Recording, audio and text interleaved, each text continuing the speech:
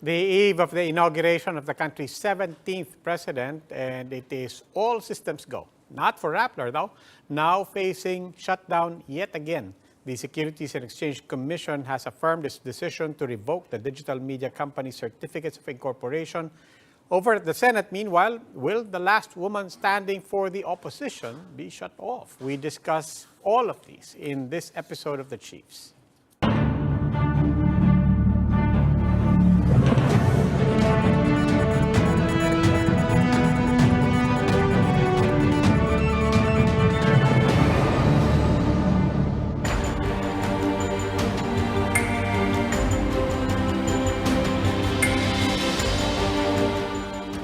Welcome to the Chiefs. Ako po si Roby Alampay. Kasama rin po natin online from Manila, Ami Pamintuan of the Philippine Star in Quezon City. We're joined by Luchi Cruz-Valdes of News 5, and Ed Lingao is here with us in the studio in Mandaluyong. He is of One News. Chiefs, happy... ano po ngayon? Wednesday. Thursday. Ano? Wednesday. Wednesday. Oh, day before inauguration. Ang alam ko lang, bisperas ng inauguration. Oo. Okay. Ami, ano bang binabantayan natin bukas? Specifically, syempre, we're talking about the inauguration, but what are the things to look out for? Well, unang-una yung weather, no? Medyo masama yata. Pero may plan B naman daw sila dun sa National Museum kung sakasakali. Sisilong na lang sila lahat. But in the meantime... dun sa liwasan, nag-uumpisa na karamihan nagdadatingan, mostly pro-BBM, and we're expecting na dadating naman yung kabila in a couple of hours. Sinabi naman ng police na papayagan ng mga protesters, of course, within bounds, and they will define those boundaries as long as everybody's behaved and following the rules. Meron namang space also for protest. Ikaw, Ed, ano binabantay mo? No, not for tomorrow, but for the next 6 years. You have Jose Calida coming in as the new COA chairman. So that will be interesting. And I suppose a lot of people will be looking at qualifications.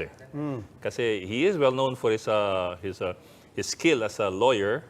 Pero I think there are also requirements in the Constitution with regard to COA chairmanships. Because auditing yun. And then, of course, we'll talk about some things that are quite critical for media right now. And also, a couple of appointments, I think, worth noting also. Mayroong bagong appoint sa... bago na pangalanan. Si Vic Veloso sa GSIS. GSIS. And then, who's the other appointee? Si Calida. Si Calida. O nga pala, si Calida. Yes, that's right. But anyway, of course, we will still have an opposition, and that's something we'd like to talk about before we swear in and inaugurate the new president. Let's also take a moment to talk about the opposition. New opposition leader, binansagan na. Senator Risa Hontiveros, welcome, Senator, to the Chiefs. Salamat, Roby at Ed. At Luchi at Miss Ami. Magandang gabi po sa inyong lahat. Why the pain look? Nung sinabi ko yung leader of the opposition, hindi ko alam if you were clearing your throat o sumisimangot kayo. Ano pa ba?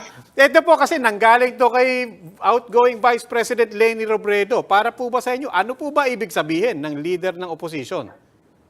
Well, definitely walang dapat ikasimangot tungkol sa buong oposisyon.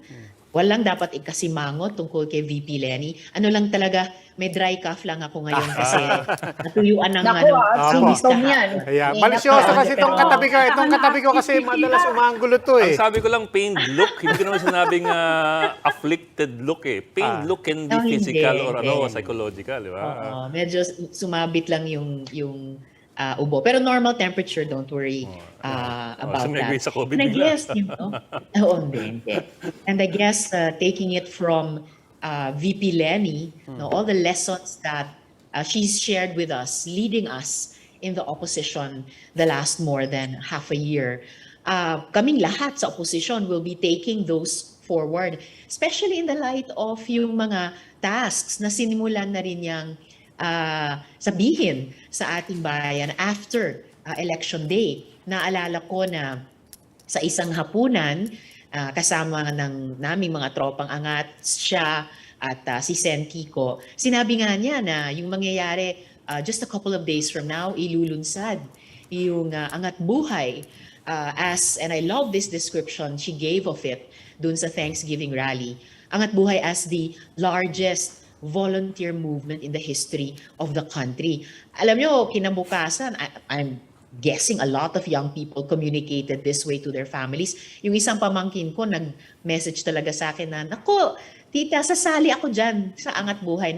Sabi niya, napakamasayang kilusan. What a joyful movement. In that dinner, sinabi din ni VP Lenny na tingin niya ilan sa mga priorities moving forward ay yung laban kontra nga sa fake news, trolling, historical revisionism. Kaya I was glad to hear from you just a few minutes ago na in-affirm niya na magfo-focus talaga siya doon. And kami naman, ibang mga kasama sa oposisyon, at ako bilang magiging bahagi ng minorya sa 19th Congress Senate, our work is also cut out for us, I think, and we talked about it with her also at that dinner, yung patuloy na pag-oorganisa namin, sama-sama, on the ground.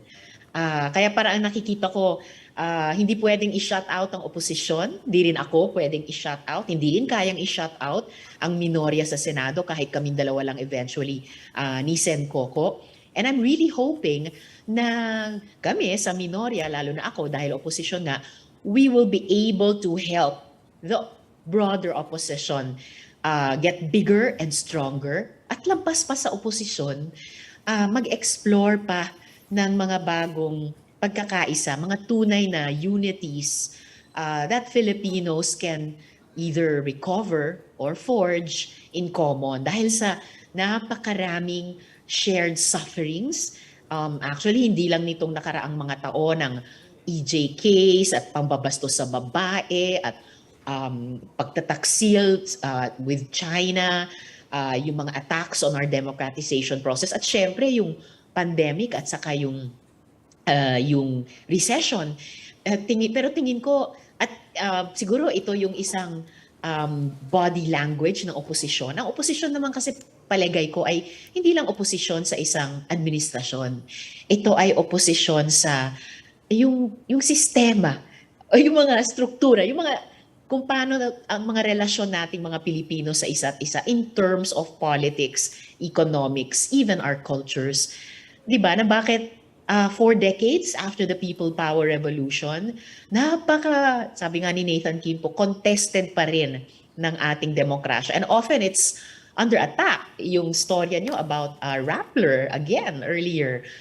Bakit dumaan na rin tayo sa ilang mga yugto na yumabong yung ekonomiya natin. Pero hanggang ngayon, hindi lang yung vulnerability to unemployment and underemployment during a recession, pero yung inequality pa rin, yung exclusion, hindi yung inclusion ng karamihan sa development process. At yun na nga, yung pagkakawatak-watak, social media was originally a happy place, a safe space, nakasangkapan for the fake news. Pero Senator, kasi politically ano po magiging forma ng opposition? Kasi in the 2022 election, si VP Robredo decided to run as an independent, and then now the leader of the opposition is not from LP anymore, but from Akbayan.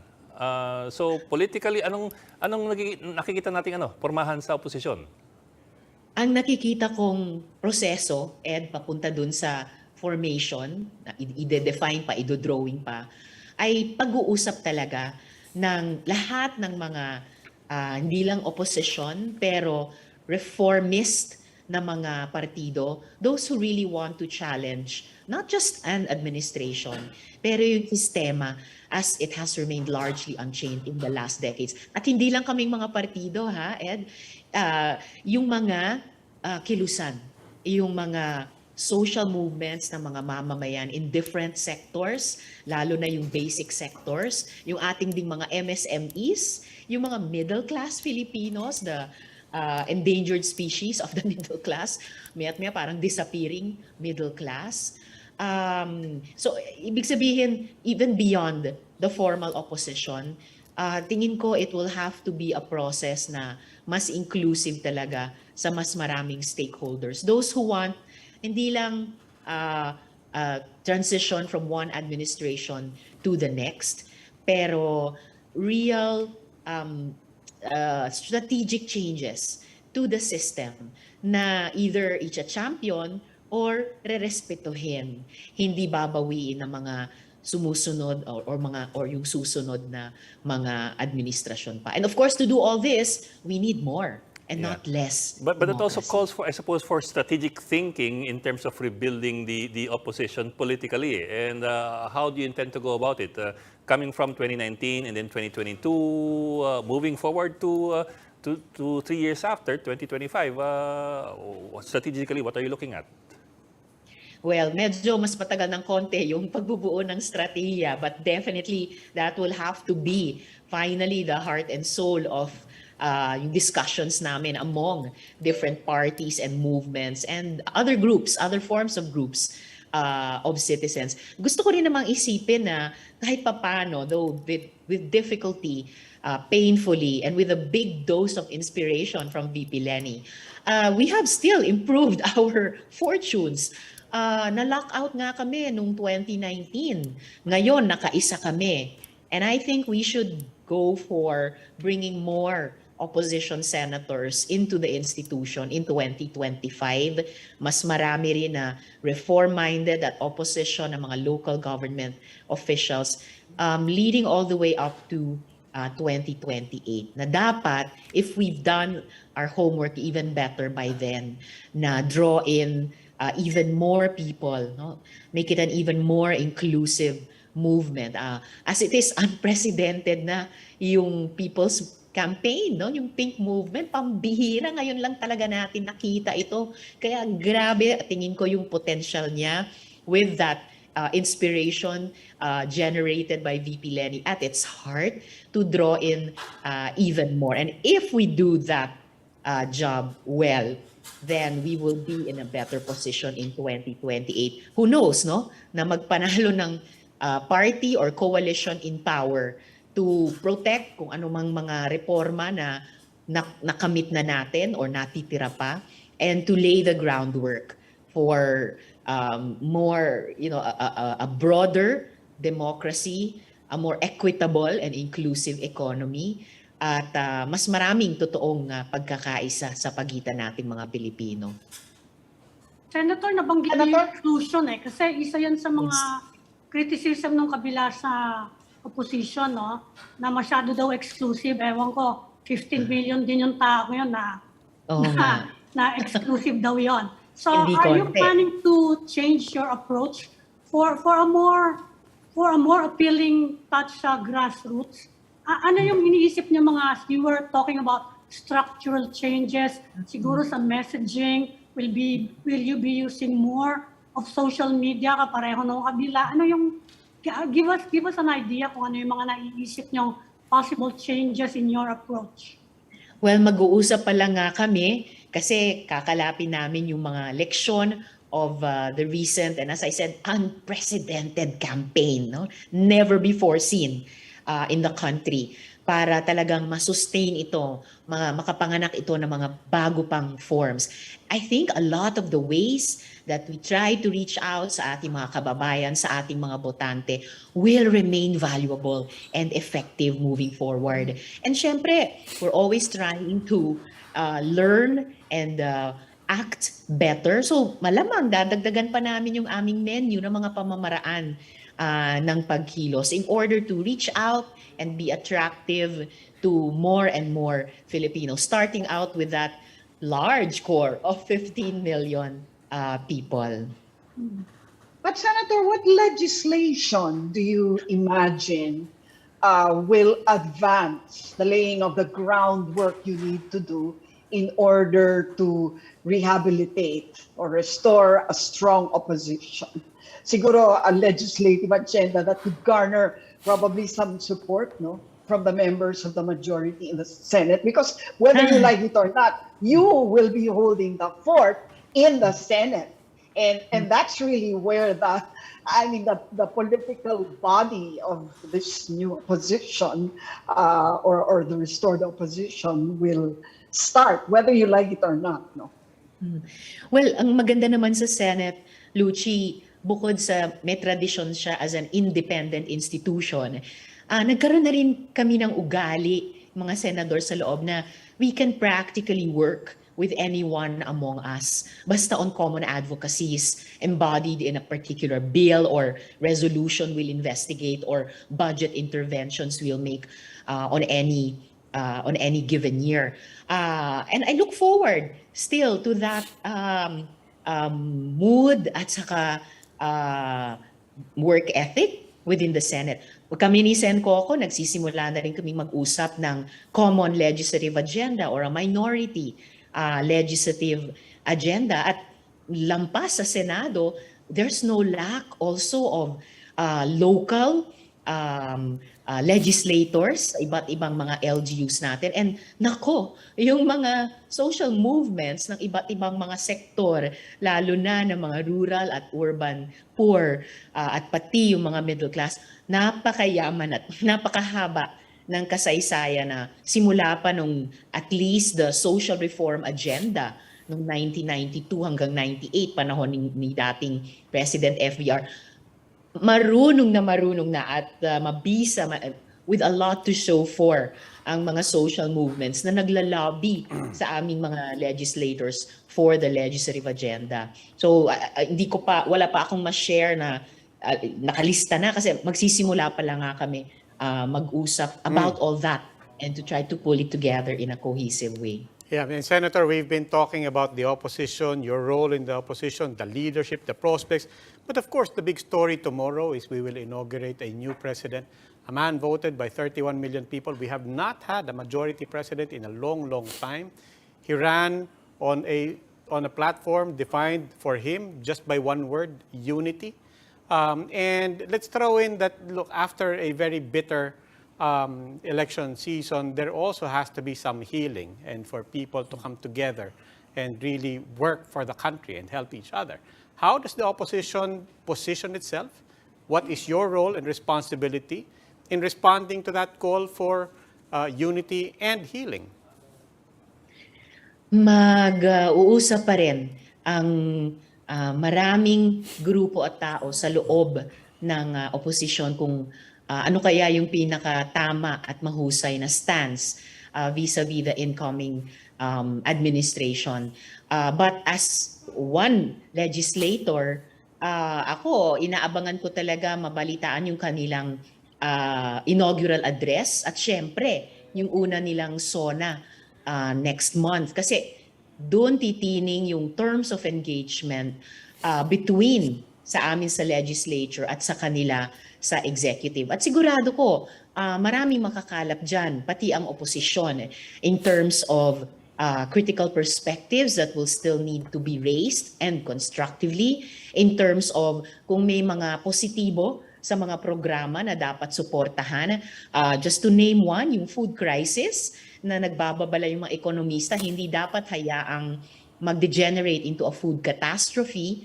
I really hope that the incoming administration will do well to stave off hindi lang yung malnutrition at stunting na meron na tayo na matataas na numero, but excuse me, hunger itself. And so and moving forward, ayun, yung hindi naman ako nangangamba na biglang mag-iiba ng ugali ang majority na hindi nakakayanang makipagtrabaho sa amin sa minority. So although it's tomorrow will be a very unexpected outcome for those who first went into the People's Campaign, still, di ba, parang yung conversation ni sino ba yon, si Frodo at si Gandalf, na about we can't always choose the times, pero we can choose what to do with the time given to us. And naniniwala ako with the example already given, the inspiration that continues to be given by VP Lenny, and with all the other colleagues in the opposition at lampas pa sa amin, sa ating mga kababayan, no? Na makakadesisyon naman siguro kami. We will intend to decide well kung paano kami kikilos. Napag-uusapan yung food crisis since bringing up mo na rin, ano? What do you have to say about President-elect Marcos also being Agriculture Secretary? Well, marami ng good proposals on the table na pwede nilang gamitin habang sila ang Agriculture Secretary, tulad nung pag-scale up ng Philippine Rural Development Program, tapos pag-breakdown ng mga silos into which the different aspects of agriculture have been herded, like parang may hiwalay na shop para sa credit, may hiwalay para sa inputs, may hiwalay para sa post-harvest, and bring it into a cohesive approach lalo na to the current crisis. Oo. And then ayusin din syempre ang Senado ang pangunahing treaty making body diyan, pero ayusin din yung mga usapin ng tariffs, no, yung tamang importation policy para i-prioritize naman yung pagsuporta at yung pagtangkilik, pagbili mula sa ating mga agricultural producers na last option ng importation. Senator, sa umpisa, siyempre, lahat ng presidente, higit ang honeymoon period, ano? So, siyempre kayo, inaasahan din kayo na ganyan din yan. Meron na ba kayong description kung ano yung magiging relationship ng opposition with this administration? Kasi nung panahon ni Ferdinand Marcos Sr., si Cardinal Sin, critical collaboration daw between the church and the martial law regime. Kayo, ganun din ba? Critical engagement, critical collaboration. Ano yung pinaka-medyo accurate na description? Hindi ko ma-imagine yung critical collaboration bilang martial law baby ako at naging aktivista nung naunang panahong iyon. Pero hindi pa ako makapagbigay ng kumbaga pamagat kung ano yung magiging stance kasi nga mag-uusap pa kaming lahat ng mga miyembro sa oposisyon.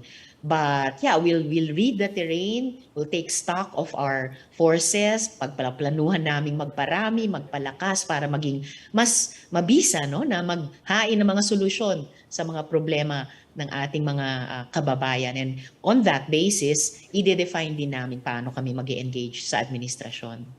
A minimum expectation na lang from the incoming president. Meron ba kayo?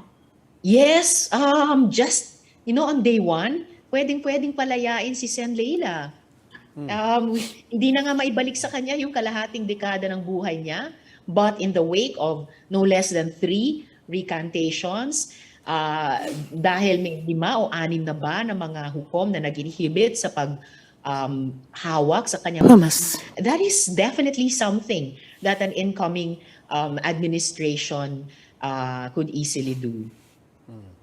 One last question, Senator, only because you brought it up, and we will take on it a little bit more later on in the show. Nabanggit niyo po itong latest development sa Rappler, the SEC affirming its position and this decision that it violated the Constitution and they can revoke its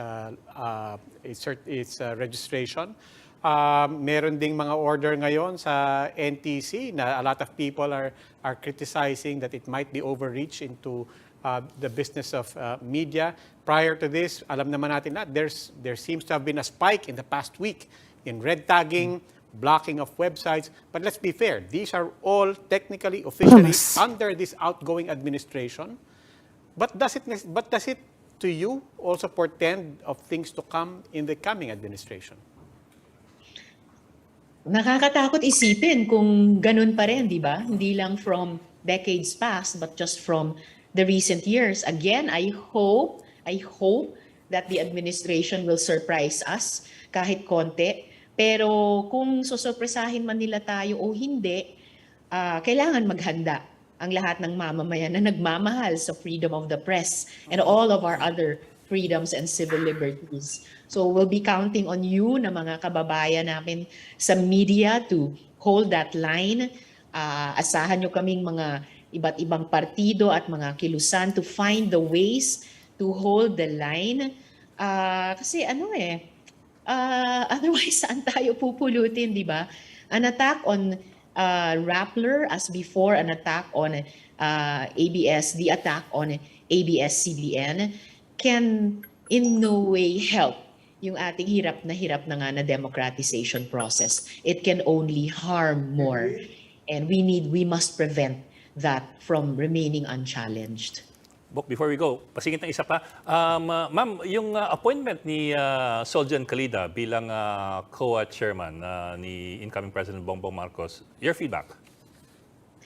Well, of course, the president is appointing authority, pero naiintindihan ko talaga kung bakit maraming nagulat and even stronger than gulat. Napaka-importante ng COA kahit sa trabaho namin sa Kongreso, sa Senado, kasi ang mga audit nila, ang basehan ng aming mga budget debates, sa mga investigasyon, halimbawa ng Blue Ribbon Committee, dati sa Farmally, hanggang sa huli dati sa Pastillas at hanggang sa huli sa Farmally, and moving forward, that should remain the case. Na ang COA talaga ay isang independenteng constitutional body which will aid all the branches of government in terms of pointing out if the public funds, the taxes, the government's revenues were not used properly. So, medyo nakaka-tense talaga ito. Okay. Senator Risa Hontiveros, ma'am, maraming salamat po. Maraming salamat. Thank you, ma'am. Senator. Thank Thank you, you. ma'am. We will take a break. Please stay with us. The Chiefs will be right back.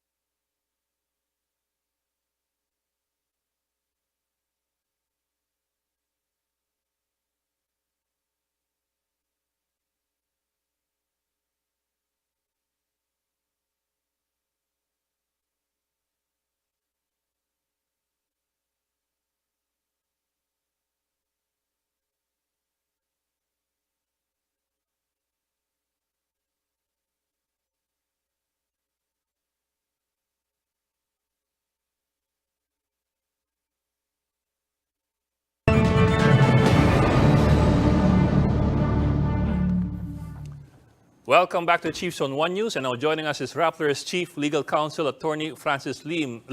Attorney Lim, thank you for joining us and welcome to the Chiefs. Good evening, Thank you for the invitation. Good evening, sir. Good evening, Good sir. evening po. Yes, sir. So, sir, we understand, at least from the statement of Rappler earlier this morning, na parang ipupursu ninyo sa higher courts yung kaso. Be that as it may, for those who are not familiar with corporate law, ano po ang ibig sabihin, ano implication ng pag sinabing nire-revoke ang yung certificate of incorporation? Is that equivalent to a shutdown? Can they just close your shop? Can they shutter you? O paano po? It's really practically equivalent to a shutdown. No? Parang kinancel yung lisensya mo. Therefore, if you continue operating, you're operating without a license, no? And bawal yan. So in layman's terms, yun ang ibig sabihin ng revocation by the SEC of the Certificate of Incorporation ng Rappler or for any other corporation for that matter. For example, kung let's say PLDT, di ba, may Certificate of Incorporation yan, pag ni-revoke o kinancel yan, hindi na makapag-operate ang PLDT. Ganun lang ho yun. Okay, so ibig sabihin po, if for example, if today, if right now, I go to Rappler.com, I read their articles, nag-update pa, Maria said, it's business as usual as far as we're concerned. Does that mean that technically, legally, they are, flouting a legal order? Hindi naman ho. Kasi yung order ng SEC, hindi immediately final and executory. Under the rules, we have 15 days to question this order of the SEC with the Court of Appeals. No? Yun parang appeal talaga from the administrative agency, which is the SEC in this case, to the courts now, which is the Court of Appeals in this case. So hindi ibig sabihin na dahil ni-reaffirm ng SEC yung revocation nila noong 2018 na mag-shutdown na ang Rappler. It was in that sense that Maria said, business as usual. Only the courts of law, ultimately the Supreme Court can write finish to the life of Rappler, no? In the event that Rappler agrees with the event that the Supreme Court agrees with the SEC. Ganun lang ko yun.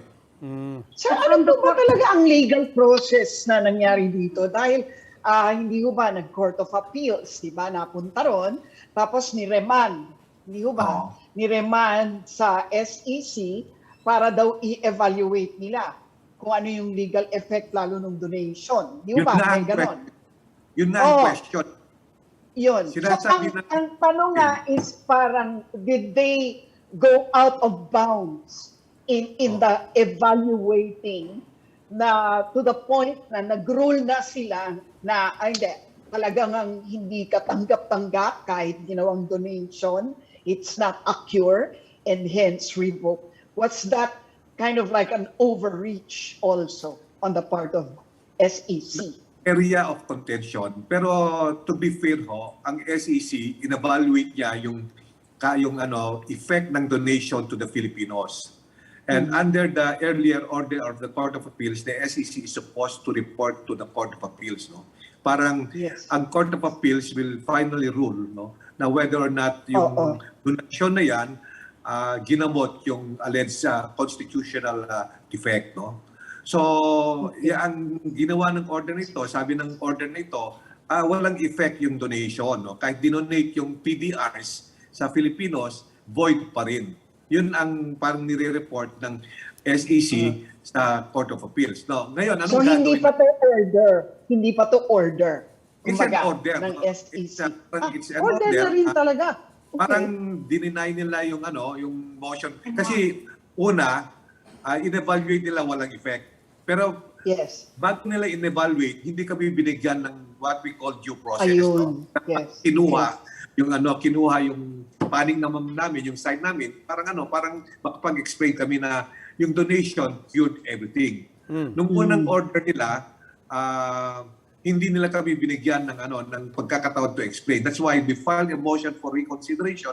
Bigyan nyo ka naman kami, magkataon mag-explain bago kayo mag-report sa Court of Appeals.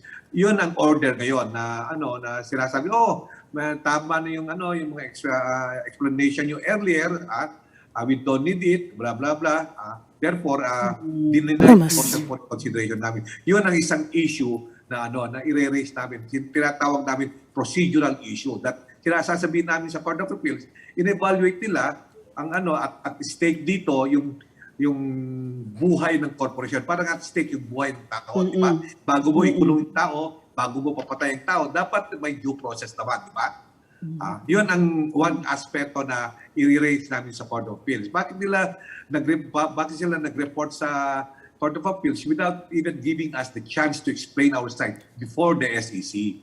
Okay. Ayan ang tinatawag namin sa bataso, administrative due process. And may kaso, all case, ang tibay case na even administrative agencies like the SEC should give people like you and me their chance to explain their side before coming up with the decision. Okay, how would you explain it? How would you explain that that is indeed a cure? That the donation indeed cures the question of whether the PDRs were a form of ownership or management of the business of Rappler. Di ba yun ang issue, di ba? Na sinasabi that the PDRs constitute ownership and hence management. How do you intend to prove that that donation cured it? Alam mo, naging presidente ko ng stock exchange, no? Matagal na dinidistinguish namin, even the SEC, ang PDR sa shares of stock. Okay? Ang shares of stock, binibigyan yung shareholder or stockholder ng ownership over a company. For example, meron na ano ba yung company ng one.ph? MediaQuest. Oh, for example, stockholder ka ng MediaQuest, no? May share of stock ka ng MediaQuest. That means to say that you're part owner of MediaQuest. As part owner, you have the right to vote, no? Kung sinong director, kung i-amend ba articles, kung may merge ba. Okay. Something that does not accrue to PDRs, right? Yan ang tinatawag na political right, no? Political right, the right to exercise your voting power, no? There's another aspect of ownership, which is the economic right, the right to receive dividends. Right. Okay. Ang PDR hindi ganon, no? Actually, ang nag-issue ng PDR dito, hindi Rappler.inc, no? The so-called media company, no? Of course, that's an issue itself, no? Ang nag-issue is Media Holdings, Rappler Holdings, kaya ng GMA. May PDR ang GMA, nag-issue ng GMA PDR is na hindi yung GMA network, hindi yung TV station. Ang nag-issue yung GMA Holdings, no? Magkaiba yan, iba yung issuers yan. Ang issuer ng shares of stock in my example is what they call this GMA the company, no? Ang issuer or nagbigay ng PDR is GMA Holdings, which is a company separate and distinct. No? Anong karapatan ng PDR holder, no? Okay. So ang owner ng shares of stock ng Rappler Inc. dito is Rappler Holdings. So pag may dividend ang Rappler Inc., pupunta sa Rappler Holdings. Hindi po pupunta yun dun sa sa PDR holders, no? Hindi diretso, no? And then titingnan muna ng Rappler Holdings kung kung kaya ba tayo magbigay ng ng parang economic benefit do ng dividendo. Hindi naman dividendo, parang pera dun sa sa holders ng PDRs, ganun yun. So but the holders of the PDRs, no, like the holders of the GMA Holdings PDR or ABS-CBN PDR, and Rappler Holdings do not have any right to the dividends issued by Rappler Inc. Magkaiba yun, no? If at all, it's their economic right lang over the dividends received by Rappler Holdings, no? Wala silang karapatan tumanggap ng dividendo direktyo sa but Attorney, dun sa SEC statement and in the past, as we follow the process of this statement, the SEC was also saying that it's not just about the dividends. It's also specifically to a provision in the PDR that basically says that OMIDIAR needs to be consulted if there's any change in fundamental corporate matters, is how they worded it here. And that is their argument for saying that's not just ownership but control. Anything more than 0%. And then dito rin sinabi nila that one of their findings, one of their assertions is that what you were saying na yung donation should have cured. But they also, I don't know what they're referring to here, maybe you can clarify, but they also said that that donation to the staff of Rappler did not come with the rights that came with that transfer of PDRs as well. And then therefore they said that is something that could have mitigated but did not ultimately cure. Could you comment on those two things? That's the area of contention, no? And that ultimately, it's the Supreme Court that will decide that area of disagreement, no? Ang nakuha lang ng staff ng Rappler are the same instruments na hinawakan ng Omidyar, yung PDR. Even the staff of what do you call this, of the donis, no? The donis of the PDRs do not have also political rights like the political rights that a shareholder holds, no? So yun lang nakuha nila, no? Alam ko na yung theory ng SEC is zero control. Consultation lang naman yan eh. Yung shareholders yung PDR holders can say no, but the stockholders of Rappler Inc. can override, no? Kasi consultation lang naman yan, no? Na walang say talaga, legally speaking, yung holders ng PDRs, whether it was Omidyar or whether or not it is it's now the staff of Rappler. Mm-hmm. So, Sir, but yun nga, importante yan na mga yung issues na ganyan ultimately have to be decided by the Supreme Court, because under our system of law is the Supreme Court is the Supreme Court is the final arbiter. And that's why we will be taking these issues all the way up to the Supreme Court due to the importance of the issue. Kasi for example, baka ma-affect yung hopefully it will not happen, yung PDR ng GMA, the way and nangyari yan sa ABS-CBN, di ba? That's one of the grounds for not renewing the franchise, no? Yes, so sir. Importante yung issue na yan, no? Marami. Sir, why is it that the SEC only found Omidyar PDRs as the only ones repugnant in its own words, at hindi nila nakitang repugnant yung PDR ng North Base? So in other words, magkaiba apparently yung PDR ng North Base dun sa Omidyar having this provision of 12.2.2. Which is the provision that is being contested. I'm wondering lang po, bakit po magkaiba sila? What makes, who made that decision, and what's the logic behind giving this extra power or power of approval to Omidyar? Hindi kami abogado nung ginawa yung PDR na yan, no? But I think yung PDR kasi is a matter of negotiation, no?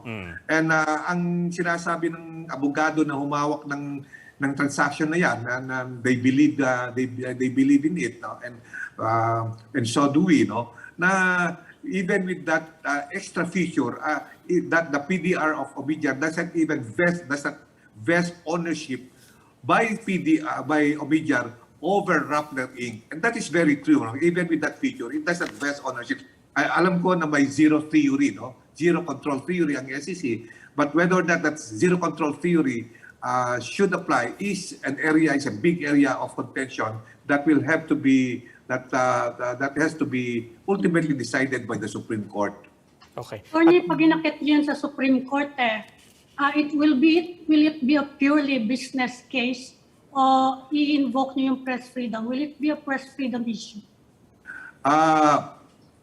It's a business case coupled with press freedom, only because Rappler is involved, no? Yun nga sasabihin namin na kung ganyan talagang mahihirapan not only yung press freedom but also yung other corporates that are similarly situated, no? So may press freedom because it's Rappler, no? Because when you shut down Rappler, wala na yung Rappler, di ba? So to that extent, that gives that feature gives this case a special interest angle that the Supreme Court has to look into in order to write finish to this ongoing. Because if this is not settled, it will trap up time and again moving forward. Okay. Attorney, we will be speaking with an editor of Rappler. But just a quick question: if you follow the entire process properly, it goes all the way to the Supreme Court. How long pa itong prosesong to? Matagal pa ho yan, no? Experience natin, no? Na pupunta pa kami sa Court of Appeals, then assuming matalo kami sa Court of Appeals, God forbid, magmo-motion for reconsideration pa kami. Pag natalo kami sa motion for reconsideration, aakyat kami sa Supreme Court for appeal. And yung Court of Appeals sa Supreme Court natin, hindi lang naman itong kaso na inaatupag nila. Dami nilang kaso eh. So, I really don't know. Pero normally it's a first in and first out case, di ba? To be fair to all the litigants, no? So hindi yung that's why Maria Ressa was saying business as usual unless sasabihin ng SEC pending appeal, i-execute namin yung decision. Yan, ibang usapan yan na mag-ano na naman kami, a-appeal na naman kami sa SEC sa Court of Appeals to issue a temporary restraining order against the enforcement of whatever the SEC will do, to enforce this most recent order. Okay, Attorney Francis Lim, maraming salamat po. Attorney Lim, of course, is Rappler's Chief Legal Counsel. Maraming salamat po. Thank you, sir. Maraming salamat. Thank you, Attorney. Salamat. Okay. And now we speak to Chay Hofilenya, who is the Managing Editor of Rappler. Ms. Hofilenya, welcome to the Chiefs. Good evening, Chay. Mute ka pa yata, Chay. Chay. Naka-mute. Up. Ayan na. Okay na. Meron na? Okay. Okay. Puti na ang buhok ni Chay. Good sa inyong lahat. Hi, good evening, Chay. Hi, Chay. Of course, you've been listening in, and of course, you know this better than most people. The SEC, the government, the outgoing government, we have to say, and let's say, really, President Duterte and his administration, they've been framing this as an ownership issue. They've been framing this as violations of SEC registration, foreign ownership, and so on. But to Rappler, what ultimately is the issue? I think, as well, our lawyer has mentioned, parang from our point of view, it's really a press freedom issue, and we would have to frame it that way because you'd have to look at the context. No, parang all these events, a succession of events, a succession of cases that had been filed against us, did not happen in a vacuum. So it all began, if you remember. President Duterte assumed the presidency 2016, and then the letter from the Office of the Solicitor General to the SEC came in December of the same year. And what happened in that period of time? Extrajudicial killings, diba? And we reported, just like other media, we reported very, very aggressively about the killings. And meron ng repercussions. There were a lot of things that happened afterwards. So we'd like to, parang ang paniniwala namin, parang, and if you think about it, it's not really just Rappler eh. Parang, yun na nga, as was pointed out, ABS, yung franchise ng ABS was also not renewed. And then more recently, di ba, yung pagbablock ng news websites. So, and what's common to all these news websites? Medyo critical of the government. Hindi siya yung the usual na other websites na medyo laging neutral or medyo very, very careful. So parang makikita mo na merong the attempt really, the desire is to silence criticism and dissent. Chay, at noon tomorrow, we will have a new president. Yeah. And he says he should be judged not by his forebears, but by his actions. Are you expecting any significant change in the way the media is appreciated by the government? Good question, Ami. Kasi ano nga eh, parang we're always hopeful, di ba? For every new administration, we always have good faith. Kasi first, ano siya eh, he was the president from Mindanao, and parang underrepresented ang Mindanao.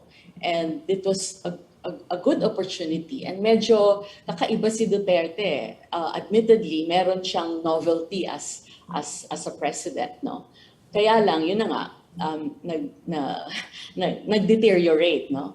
So, same thing for this new administration. I think meron ding ganong optimism and hope that that Mr. Marcos, Bongbong Marcos, would prove to be different.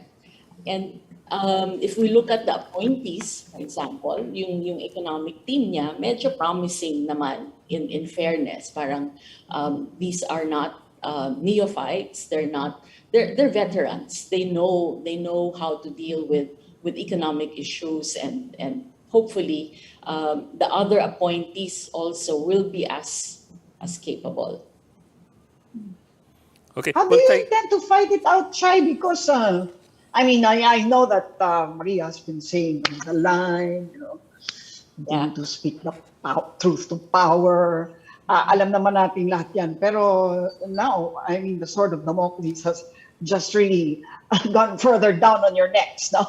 How do you see yourself dealing with this in the immediate? Because the ruling could also come quickly. What are your options at this point aside from filing a motion for recon? I will leave to Attorney Francis Lim the legal steps.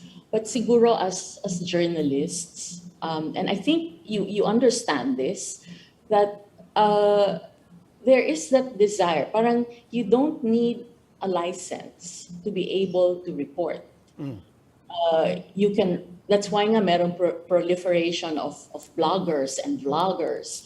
Parang there are so many free platforms that you could be on to be able to put your thoughts out. So parang if vloggers can do that, bloggers can do that, then so much more for trained professional journalists. Parang ang lawak ng online platform. There are so many platforms that you could be on. Although, syempre, it would probably not have the same, if we're starting, assuming it's a different platform, it would not have the same number of followers and all that. Pero the freedom to report and the freedom to express our thoughts and our ideas would be there, and we would be exercising that. Chai, well, it's good that you laid out the context earlier on. In 2016, Duterte was not comfortable with your critical reporting, and then by December that year, the Solgen initiated investigation into your case. That's all well and good. But in the end, your critics will say that legally, whatever the motives, nahanapan kayo na butas. That yung provision 12.2.2 could be construed as giving extraordinary power to a foreigner. So in other words, what they're saying is that whatever the motives were for going after you, naispatan kayo. Sa akin lang, what's wrong with PDRs? PDRs are a legal instrument, di ba?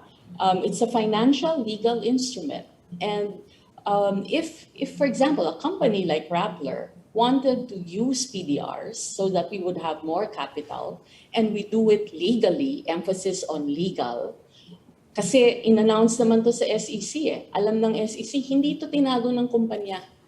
And so the fact that parang there's nothing wrong with trying to get more capital, especially if the objective is to expand the business. It's to go beyond the Philippines. You have to remember, di ba sinubukan naming mag-set up ng Rappler Indonesia. And then meron din kaming plano sana na mag-set up ng Rappler Singapore. So parang mali ba for a Filipino company to try to get more capital to be able to expand its operations. And Pero Chay, hindi yung capital I think ang ini-question yung provision that gives them control? I mean, among yourselves when That you were was specific to discussing Umidyar's that PDR. yes, yes. How Yeah. did you justify? How do you justify that? Again, yung question doon is, did they really have control? Did they really, when we talk about ownership, meron ba silang say dun sa day-to-day operations or yung editorial decisions na ginagawa namin as editors? Wala. Wala.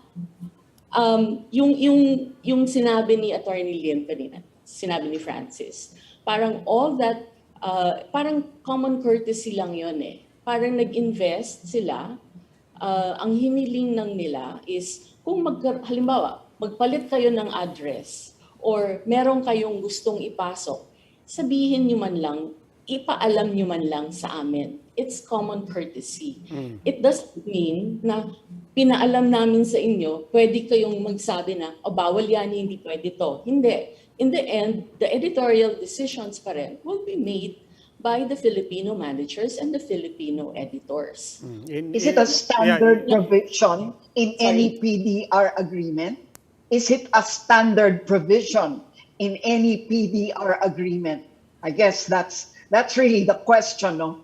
Especially because, of course, these are foreigners and media entities like ours should be 100% Filipino owned. So my question is that provision a standard provision in PDR agreements? Well, if you compare, kasi nga this was done before, no? Parang merong, I remember, Francis, correct me, parang I remember that there was a comparison. Ito yung PDR ng GMA, ito ang PDR ng Rappler, ito ang PDR ng yung Vice PLDT and ABS. Tapos yun, parang that particular provision, bakit ito yung kakaiba? But as mentioned nga, negotiation yun eh. Yun yung hiniling nila, and it was clear that okay, we will grant you that, but it does not mean that you will have control over editorial operations. So malinaw yun. In any case, Shai, we're almost out of time, and as Attorney Lim had said earlier on, this is precisely the question that will still be argued before the higher courts. I'd like to take it back now to Rappler and the implications of the current situation. On the one hand, this came down, the affirmation from the SEC. On the other hand, as Maria herself has said, and as you are saying, this is business as usual for Rappler. But in practical terms, this current, the status quo, however it is defined by the SEC, what does it ultimately mean for you? Business as usual, I think, means we will still be seeing reports from Rappler. But what are the implications, for example, on the ground for your reporters on the beats? We know they had banned Pia Ranada, for example, from Malacanang, but armed further with this latest affirmation from the SEC, what might that mean for your reporters and your coverage, notwithstanding this brave assertion that it is business as usual? Actually, what will happen on the ground will reflect on the new administration. Because you have to remember that what happened here is a result of the Duterte administration. This is the result of the move of the Solicitor General, who is now the COA chairman. Anyway, yun. So parang as I said kanina, parang we're still hopeful. We want to give the new administration parang some space, no? Parang wala namang prejudgment, wala namang stereotyping here. So Duterte, what he did was to ban our palace reporter, but in this case, there will be reporters who will be deployed tomorrow, and how they will be treated will show. Kasi ang hirap basahin eh, sa totoo lang. Hirap basahin ng bagong administrasyon kasi there's not enough to go by. But if it would be very, very telling on whether the reporters will be given access, whether they will be spoken to, whether they will be granted Yeah, interviews. but to that point, Chai, it's great that you're giving this some good faith, especially from day one. But are you therefore saying you are not taking, let's say, their conduct during the campaign as an indicator or something that portends how they will in fact, because we saw how your reporters were banned, not just your reporters, but other reporters trying to cover the campaign. We saw how Lian Buan was rudely treated by the spokesperson. Are you saying that your goodwill and your good faith extends as far as saying that you will not take that as an indicator of how you will be treated in the beats? Sure, it is an indicator. Pero as I said nga, minsan iba eh. Iba yung when you're on the campaign trail and when you are actually president. When you're in an actual position of power and you can make actual decisions. So parang nandun, meron pang ibibigay na kaunting, kahit kaunti na space siguro, parang show us that you are different from the previous administration. And if you are not, then we will adjust, we will deal with it, we will deal with that situation, and hopefully we will still thrive in that situation. Pero Chai, are you having discussions on a worst case scenario and discussing options kung sakasakali? Halimbawa, Yeah. Masara Rappler, will you set up a new publication, for example? Yes, Ami, parang laging ano yan, parang halos part ng DNA naman ng reporters yan, di ba, ng journalists. Lagi kang may contingency, plan A, plan B, plan C. If this does not work, then ito yung mangyayari, ito yung scenarios. So yes, we have contingencies, except that siguro I cannot discuss in detail kung ano talaga yung gagawin pag natotohanan na isara kami. But as Attorney Lim nga mentioned, parang we're hoping na hindi ito immediately executory and that kung tutuusin, kung masusunod yung rule of law, then it will go through the due process and it will go through the CA and then the SC na hindi naman bigla-biglaan. Ngayon, kung bigla-biglaan, then telling din yun. Alam na, di ba? Chai Filenya is managing editor of Rappler. Mr. Filenya, maraming salamat po. Thanks, Thank Rob. you. Salamat, Chai. Ingat, Chai. Thank you. Bye, Ed. Now, before we go, let's watch this. Every presidency is a chance for change. Every inauguration is a moment in history. On June 30, Ferdinand Marcos Jr. will be sworn in as the 17th President of the Republic of the Philippines. The ceremony, the tradition and history, and the changes and challenges facing a Marcos presidency in the next 6 years. Ang panunumpa ng ika-17 Pangulo ng Pilipinas. Live coverage starting 9 a.m. Thursday, June 30. Watch us. One News. All sides. All the time. Please join us and catch ang panunumpa, ika-17 Presidente ng Pilipinas on June 30, tomorrow starting 9 a.m. The live special coverage is available on Signal Channels 8 and 250 and on the Signal Play app. And that will be all for this edition of The Chiefs. We hope what was discussed here will keep the conversation going. Before we go, a reminder to everyone, mask on, wash hands, stay safe, Philippines. I'm Roby Alampay. I'm Mami Pamintuan of the Philippine Star. I'm Luchi Cruz-Valdes of News 5. I'm Ed Lingao and we are One News.